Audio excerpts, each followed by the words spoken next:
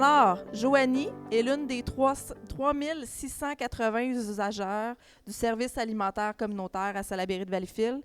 Elle prend un panier d'aliments tous les mois et fait le tour des autres organismes qui offrent des repas à faible coût pour nourrir sa famille. Le coût de la vie la rattrape. Pour l'organisme aussi, l'inflation porte un coup dur au budget. Or, le financement n'est pas suffisant. Ce manque criant de ressources restreint sa capacité de répondre aux besoins toujours plus vifs et nombreux. Les organismes communautaires de toutes sortes œuvrent au quotidien à l'amélioration des conditions de vie et au développement social de notre communauté dans Beauharnois-Salaberry. Ils le font avec trop peu de ressources et les 400 employés de notre région sont plus qu'essoufflés d'être le pansement du gouvernement sur les problèmes en santé mentale de la population, auprès des jeunes en détresse, des aînés isolés, des personnes handicapées, des femmes victimes de violences conjugales, de l'environnement ou auprès des familles comme celle de Joanie qui souhaitent simplement faire manger ses enfants. Combien y aura-t-il de plus dans le budget pour les organismes communautaires? Quelles seront vos stratégies pour reconnaître et soutenir à la hauteur de leurs besoins les groupes communautaires en respectant l'autonomie des groupes? Le soutien aux organismes, c'est impératif. Depuis quelques années, il y a sous-financement. Et même des organismes comme la QDR, je suis allée à l'Assemblée générale il y a 2 semaines, et puis il me disait, on arrive à la fin de notre subvention et on n'a aucune réponse au renouvellement ou quoi que ce soit de notre subvention. La QDR s'occupe des aînés, de la défense des aînés. Vous savez, on a beaucoup de besoins de ce côté-là. On veut rehausser les subventions pour les acquisitions, les rénovations pour des logements à prix modique. On a un plan d'action récurrent. On veut un plan d'action récurrent. Pas un plan d'action qui fait que, hop, on a une petite subvention sur une année, puis l'année d'après, ça disparaît. Le maintien à domicile. Qui veut rester à la maison? Je pense que si je vous posais la question à chacun de vous, moi, personnellement, c'est ce que je préfère. C'est sûr que si un jour j'ai besoin de plus de soins, j'espère que les soins à domicile pourront venir. On veut investir jusqu'à 2,7 milliards pour vivre à la maison. Pas juste maintien à domicile, vivre à la maison. Un chantier aussi où il y aurait plus de logements sociaux. Et ce que j'appellerais le droit à l'amour. Permettre aux prestataires de l'aide sociale de vivre ensemble sans s'appauvrir. Vous savez, dès qu'on pense, puis souvent il y en a qui le font en cachette, mais ça n'aide pas à bien vivre en amour. Merci. Alors, si on comprend bien le fondement fondamental du Parti conservateur, c'est diminuer la taille de l'État et de ramener le pouvoir décisionnel le plus près des gens possible. Donc, comment est-ce qu'on peut le faire? C'est en donnant plus de pouvoir aux organismes, aux municipalités. C'est ça le but. On ne veut plus subventionner du béton, on veut donner l'argent directement aux citoyens, aux gens en besoin et aux gens qui les aident.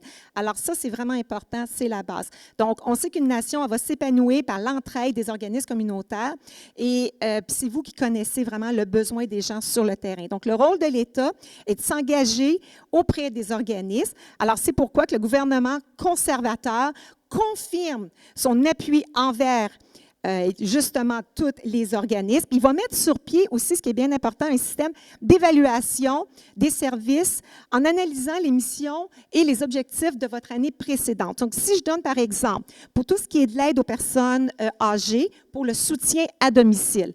Alors, de ce faire, donc, nous, on va regarder ce qui étaient les résultats de l'année précédente. Puis, dans notre cadre financier, c'est une bonne nouvelle, c'est que pour les aînés, pour l'aide à domicile, on a déjà prévu une augmentation pouvant aller, une bonification plutôt pouvant aller jusqu'à 50 %. Alors, c'est du concret qu'on veut donner. On veut vraiment apporter l'argent à ceux sur le terrain, à ceux qui sont là. Donc, avec un parti conservateur, bien, les résultats seront évalués et vous, les organismes, déciderez par vous-même de la meilleure façon d'atteindre vos objectifs tout en respectant votre autonomie et la capacité de payer éventuellement des contribuables. J'ai l'impression que c'est pas la première fois que je vous pose cette question-là. Non, puis je vais prendre mes feuilles parce que et je me souviens de vous avoir texté, je pense, lors du dépôt du dernier budget, parce que moi, j'étais très fier, parce qu'il faut savoir que le milieu communautaire est extrêmement important pour les communautés. Vous les faites vivre. Vous offrez des services incroyables. Ça, je l'ai toujours dit. J'ai été impliqué dans le communautaire et je sais de quoi je parle. Mais à l'intérieur du caucus aussi, il y a des députés qui sont sensibles. Souvent, on dit « Ah, la CAQ, c'est un parti de droite. » Je pense qu'avec la pandémie, ce qu'on a fait aussi pour les organismes communautaires, on tient à vous, vous êtes important dans la vie des communautés. Dans le budget 2023, je pense qu'on a trouvé, on a répondu en grande partie à vos demandes. C'est peut-être pas parfait, mais notre gouvernement a annoncé des investissements de près de 1,1 milliard de dollars pour la mise en place du PAGAC, qu'on l'appelle. C'est ça, c'est le plan d'action gouvernemental en matière d'action communautaire. Et ça, moi, je considère que c'est un grand pas dans la bonne direction pour répondre aux besoins du milieu communautaire. Bien entendu, il y a toujours l'enjeu du financement à la mission.